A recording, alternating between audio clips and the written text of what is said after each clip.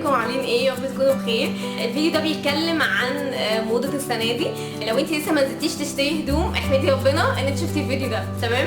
طبعا انا مش هقولك موضة السنة دي القميص الكارو الطويل اللي هو مفتوح من الجنبين، ولا هقولك التيشيرتس او التوبس المفتوحة من الجنبين او من ورا.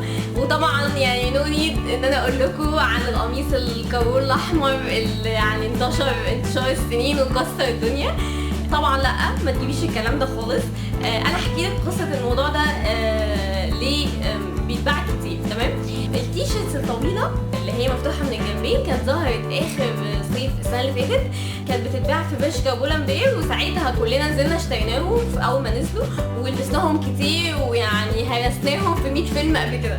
السنه دي واحد المحلات الصغيره خدت الموديلات دي ودتها الصين او ودتها المصانع المصريه وقالت لهم قلدوا لي الموديل ده، اضربوا لي الموديل ده، تمام؟ فهتلاقي ان هو بقى بيتباع دلوقتي على الارصفه وفي اي حته. طيب ايه الموضه السنه دي؟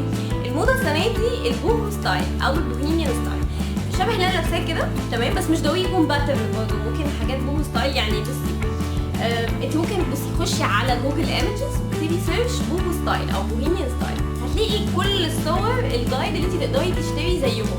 انا اشتريت ده منين؟ انا اشتريته من اتش&ام سيتي ستارز. بصي انت اول ما تدخلي هتلاقي في سيكشن كده على الشمال كله بوهو ستايل، هتلاقي بقى يعني ستايلات كتير قوي. برضو انا عايزه اوريكي حاجه ثانيه، كنت اشتريت ده برضو من كاليوب، كنت اشتريته 100 وشويه حاجه كده، كان كاليوب مول اوف ارابيا تقريبا، مش فاكره حاجه كده يعني. ومش ضروري برضو باترن والله يعني، ومش عايزه برضو حد يقول انت بتشجعي بنات هم يلبسوش واسع وكده، لا يعني في بوهو ستايل والله محترم جدا، سكيرتس وكده، مش ضروري يكون ضيق.